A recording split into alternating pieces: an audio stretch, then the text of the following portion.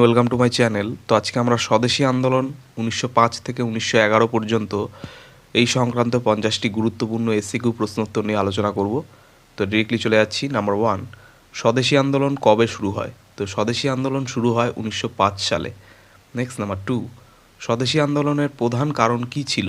তো স্বদেশী আন্দোলনের প্রধান কারণ ছিল বঙ্গভঙ্গ, যা 1905 সালে হয়েছিল। নেক্সট নাম্বার 3, স্বদেশী আন্দোলনের প্রধান লক্ষ্য কী ছিল? তো স্বদেশী আন্দোলনের প্রধান লক্ষ্য ছিল ব্রিটিশ পণ্য বর্জন ও দেশীয় শিল্পের প্রসার। নেক্সট নাম্বার 4, স্বদেশী আন্দোলনের প্রথম ঘোষণা কোথায় হয়? তো স্বদেশী আন্দোলনের প্রথম ঘোষণা হয় কলকাতা টাউন হলে। নেক্সট নাম্বার 5, স্বদেশী আন্দোলনের সময় ভারতের ভাইসরয় কে ছিলেন? তো স্বদেশী আন্দোলনের সময় ভারতের ভাইসরয় ছিলেন লর্ড কার্জন।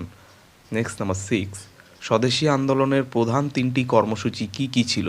তো স্বদেশী আন্দোলনের প্রধান 3টি কর্মসূচি ছিল স্বদেশী, বয়কট ও জাতীয় শিক্ষা। নেক্সট নাম্বার 7, স্বদেশী আন্দোলনের মূল হাতিয়ার কী ছিল? তো স্বদেশী আন্দোলনের মূল হাতিয়ার ছিল বিদেশি পণ্য বর্জন। নেক্সট নাম্বার 8, স্বদেশী আন্দোলনের প্রথম প্রগতিবাদ কোথায় অনুষ্ঠিত হয়? তো স্বদেশী আন্দোলনের প্রথম প্রগতিবাদ অনুষ্ঠিত হয় কলকাতায়। নেক্সট নাম্বার 9, স্বদেশী আন্দোলনের প্রতীক কী ছিল? তো স্বদেশী আন্দোলনের প্রতীক ছিল চরকা। নেক্সট নাম্বার 10, স্বদেশী আন্দোলনের সময় কোন দুটি শিল্প সবচেয়ে বেশি বিকশিত হয়? তো স্বদেশী আন্দোলনের সময় যে দুটি শিল্প সবচেয়ে বেশি বিকশিত হয় তা হচ্ছে বস্ত্রশিল্প ও হস্তশিল্প। নেক্সট নাম্বার 11, স্বদেশী আন্দোলনের প্রধান 3 নেতা কারা ছিলেন?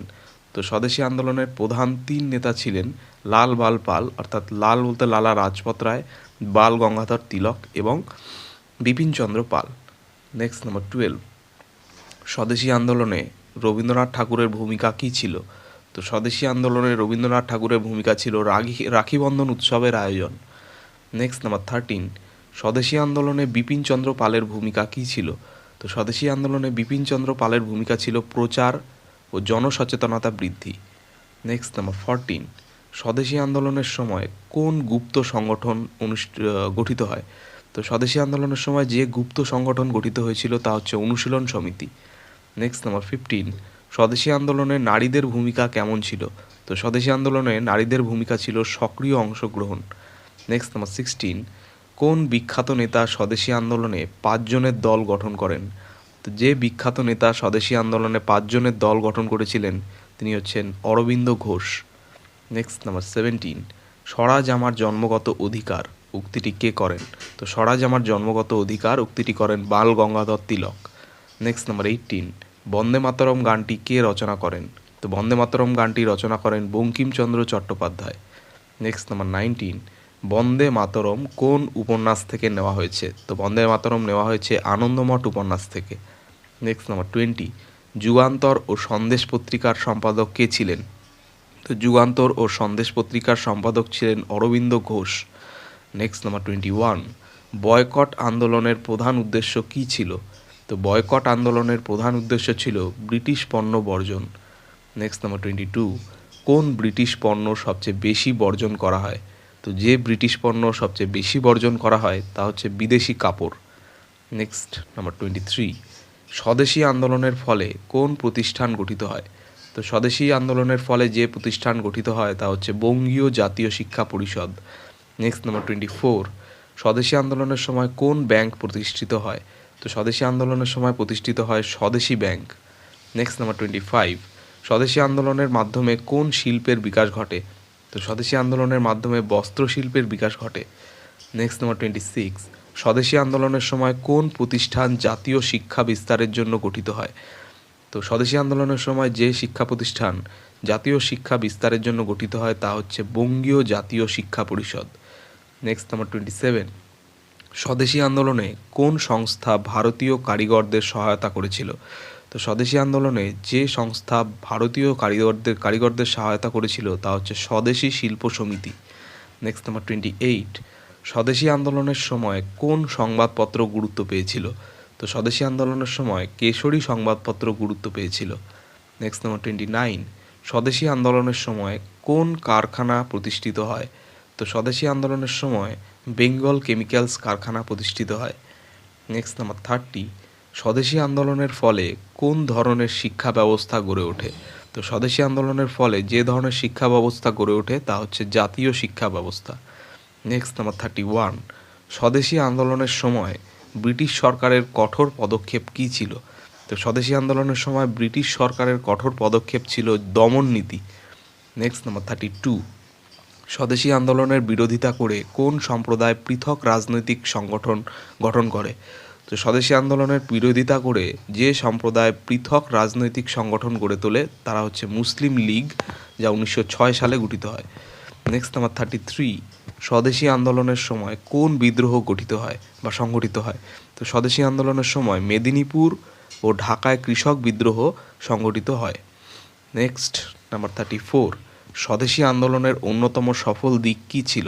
তো স্বদেশী আন্দোলনের অন্যতম সফল দিক ছিল ভারতীয় অর্থনীতির বিকাশ। নেক্সট নাম্বার 35, স্বদেশী আন্দোলনের বিরুদ্ধে ব্রিটিশরা কোন আইন প্রণয়ন করে? তো স্বদেশী আন্দোলনের বিরুদ্ধে ব্রিটিশরা দমনমূলক আইন প্রণয়ন করে। নেক্সট নাম্বার 36, ব্রিটিশ সরকার কাকে গ্রেপ্তার করে কারাবন্দী করে? তো ব্রিটিশ সরকার বাল গঙ্গাধর তিলককে গ্রেপ্তার করে কারাবন্দী করেছিল। নেক্সট নাম্বার 37, স্বদেশী আন্দোলনের কারণে ভারতের জাতীয়তাবাদ কোন দিকে গতি পায়? তো স্বদেশী আন্দোলনের ফলে ভারতের জাতীয়তাবাদ উগ্র জাতীয়তাবাদের দিকে গতি পায়। নেক্সট নাম্বার 38, বঙ্গভঙ্গ রোধের ফলে ব্রিটিশ সরকার ভারতের রাজধানী কোথায় স্থানান্তর করে? তো বঙ্গভঙ্গ রোধের ফলে ব্রিটিশ সরকার ভারতের রাজধানী কলকাতা থেকে দিল্লিতে স্থানান্তর করে। নেক্সট নাম্বার 39, স্বদেশী আন্দোলনের সময় ব্রিটিশ সরকার কোন পুলিশি পদক্ষেপ নেয়? তো স্বদেশী আন্দোলনের সময় ব্রিটিশ সরকার লাঠিচার্জ ও গুলি বর্ষণ করে। নেক্সট নাম্বার 40, স্বদেশী আন্দোলনের সবচেয়ে গুরুত্বপূর্ণ স্লোগান কী ছিল? তো স্বদেশী আন্দোলনের সবচেয়ে গুরুত্বপূর্ণ স্লোগান ছিল বন্দে মাতরম। নেক্সট নাম্বার 41, স্বদেশী আন্দোলন আনুষ্ঠানিকভাবে কখন শেষ হয়? তো স্বদেশী আন্দোলন আনুষ্ঠানিকভাবে শেষ হয় 1911 সালে। নেক্সট নাম্বার 42, স্বদেশী আন্দোলনের পতনের অন্যতম কারণ কী ছিল? তো স্বদেশী আন্দোলনের পতনের অন্যতম কারণ ছিল সরকারি দমননীতি ও নেতৃত্বের অভাব। নেক্সট নাম্বার 43, স্বদেশী আন্দোলনের দীর্ঘমেয়াদী প্রভাব কী ছিল? তো স্বদেশী আন্দোলনের দীর্ঘমেয়াদী প্রভাব ছিল ভবিষ্যৎ জাতীয়তাবাদী আন্দোলনের ভিত্তি স্থাপন করা। নেক্সট নাম্বার 44, স্বদেশী আন্দোলনের প্রধান ব্যর্থতা কী ছিল?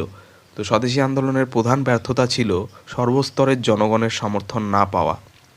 নেক্সট নাম্বার 45, স্বদেশী আন্দোলনের সফলতা কিসে প্রতিফলিত হয়? তো স্বদেশী আন্দোলনের সফলতা প্রতিফলিত হয় 1911 সালে বঙ্গভঙ্গ রোধে। নেক্সট নাম্বার 46, স্বদেশী আন্দোলনের ফলে ভারতের জাতীয় আন্দোলনে কী পরিবর্তন আসে? তো স্বদেশী আন্দোলনের ফলে ভারতের জাতীয় আন্দোলনে গণ আন্দোলনের গুরুত্ব বৃদ্ধি পায়। নেক্সট নাম্বার 47, স্বদেশী আন্দোলনের দীর্ঘমেয়াদী ফল কী ছিল? তো স্বদেশী আন্দোলনের দীর্ঘমেয়াদী ফল ছিল স্বদেশী পণ্যের জনপ্রিয়তা বৃদ্ধি। নেক্সট নাম্বার 48, স্বদেশী আন্দোলনের সময় ব্রিটিশদের বিরুদ্ধে প্রথম সশস্ত্র বিপ্লব কোথায় হয়? তো স্বদেশী আন্দোলনের সময় ব্রিটিশদের বিরুদ্ধে প্রথম সশস্ত্র বিপ্লব হয় ঢাকা ও চট্টগ্রামে। নেক্সট নাম্বার 49, স্বদেশী আন্দোলনের শিক্ষা ভবিষ্যৎ কোন আন্দোলনকে অনুপ্রাণিত করে? তো স্বদেশী আন্দোলনের শিক্ষা ভবিষ্যৎ যে আন্দোলনকে অনুপ্রাণিত করে তা হচ্ছে অসহযোগ আন্দোলন, যা হয়েছিল 1920 সালে। নেক্সট নাম্বার 50, স্বদেশী আন্দোলনের প্রধান শিক্ষা কী? তো স্বদেশী আন্দোলনের প্রধান শিক্ষা হচ্ছে ঐক্যবদ্ধ আন্দোলনই ব্রিটিশদের বিরুদ্ধে সফলতা আনতে পারে। তো এই ছিল 50টি স্বদেশী আন্দোলন সংক্রান্ত গুরুত্বপূর্ণ প্রশ্নোত্তর নিয়ে আলোচনা। তো চ্যানেলটি ভালো লাগলে অবশ্যই সাবস্ক্রাইব করো এবং পরবর্তী আপডেটগুলি পাওয়ার জন্য অবশ্যই নোটিফিকেশন বেলটি অন করে দিও। ধন্যবাদ।